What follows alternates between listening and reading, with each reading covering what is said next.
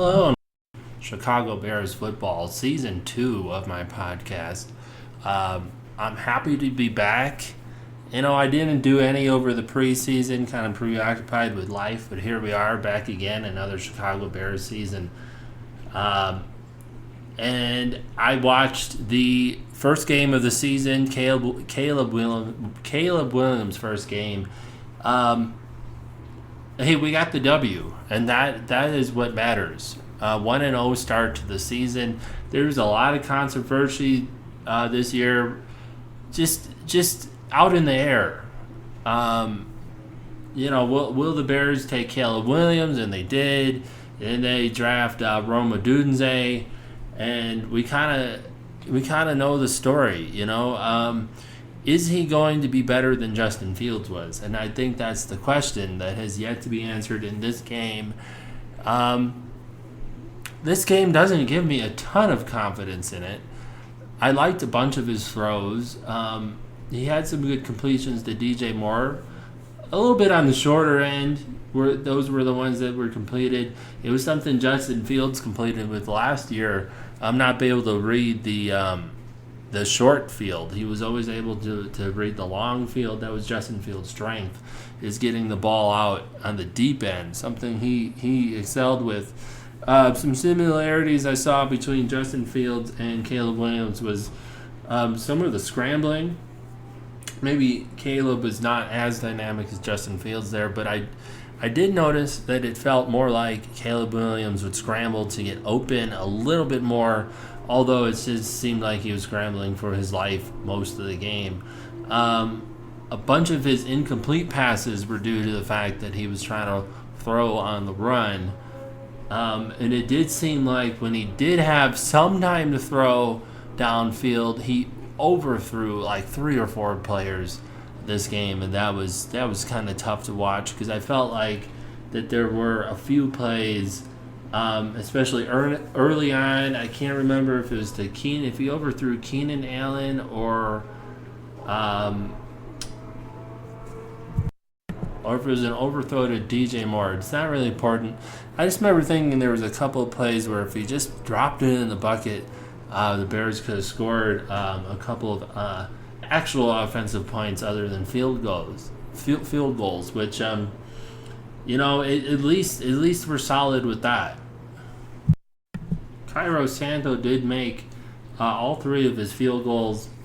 One of them was 50 yards there. That's pretty good. He's knocking in his field goals just as well as he was last year. If that continues, at least that'll be solid. The defense, of course, looked amazing. It kind of looked like the 06 season where it's like if anything's going to go right this year, it's going to be the defense. Getting some interceptions. We had a pick 6. We had a pick 6 by Tyquee Stevens. Boy, that's exciting. He really had it. And then another interception by Jalen Johnson, 2 guys on this team that we expect to have a really big year. As far as passing goes, Caleb Williams was 14 for 29, a total of 93 yards, no interceptions, which is good. A QBR rating of 22.2 and a regular quarterback rating of 55.7. It was a rough game for him. Like I said, he overthrew a bunch of passes, and that was the one thing that I noticed. He overthrew and threw wide a few times. It's just his accuracy was just down on a bunch of those passes. I don't want to see that many more screen passes. I think can we stop those screen passes to DJ Moore? They don't seem to be working. With that said, there was I'm looking at the spread of targets for the wide receivers.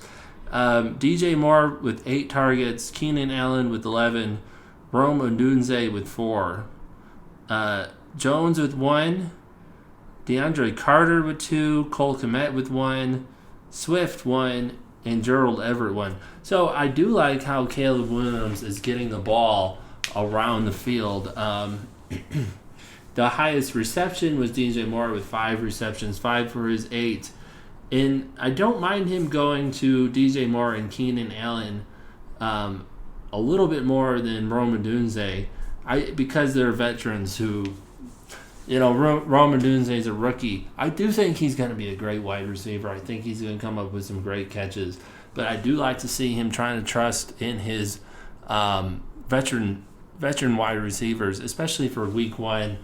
He's just got to be a little bit more accurate. But he was up against the fences, up against the ropes the whole game. The Titans' defensive line kind of pushed around the Bears' offensive line, and I think that's the biggest takeaway from the game, is that the offensive line just could not handle it. They were pushed around. I noticed that there's multiple times when Caleb was only getting between 3 and 4 seconds to get that ball out, and he has to learn how to get the ball out to a check down.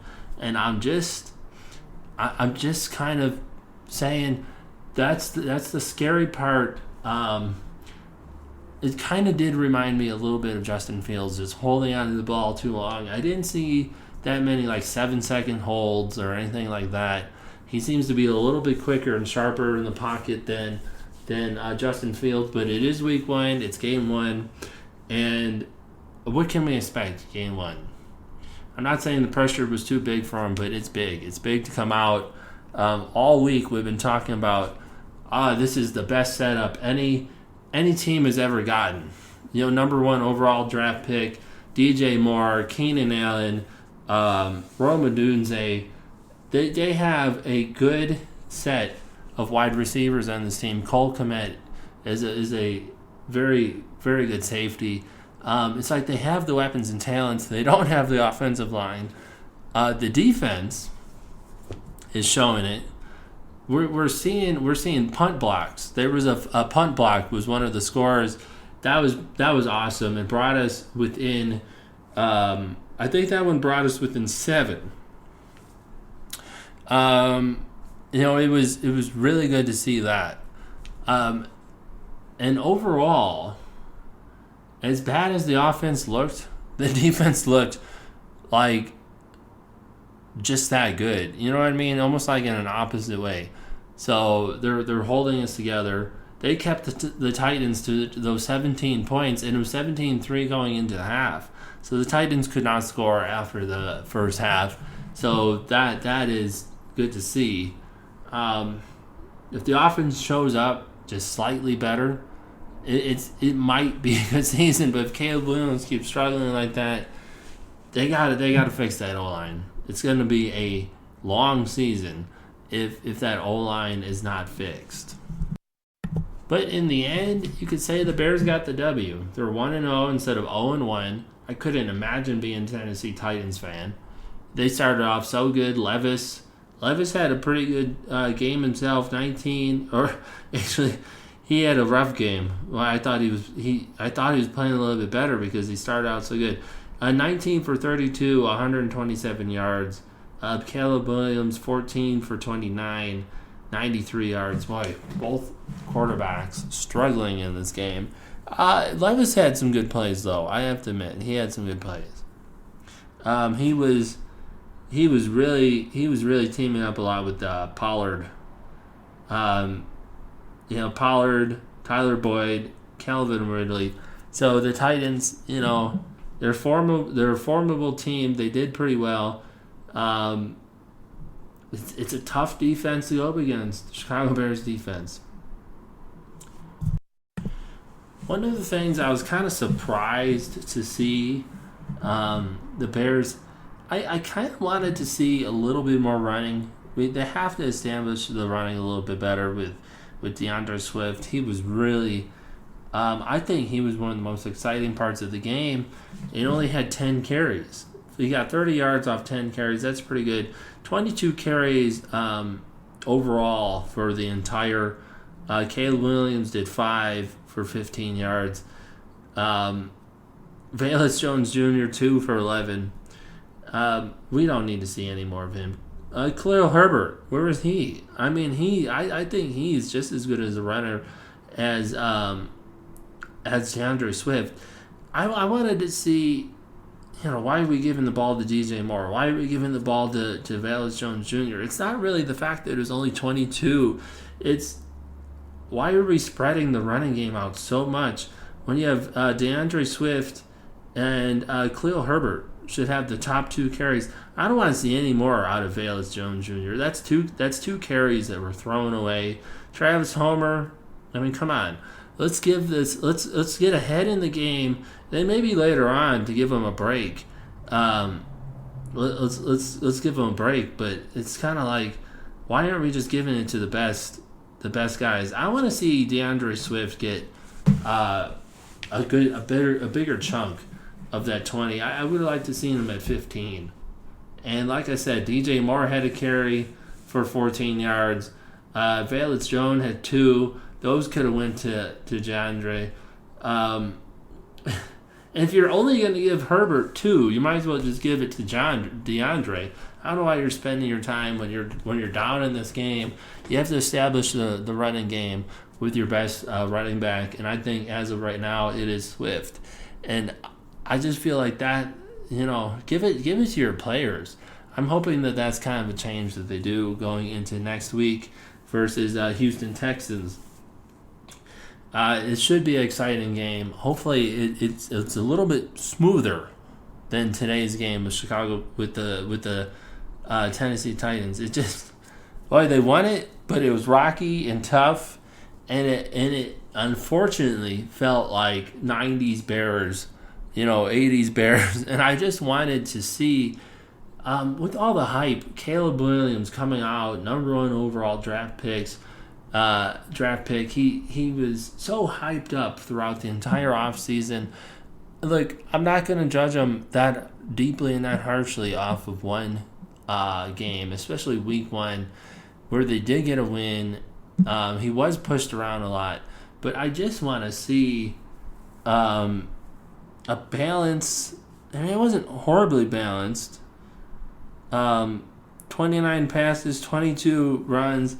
It's not really the balance, it's just the flow of it. It's if he connects on some of those long ones, maybe I feel better about it.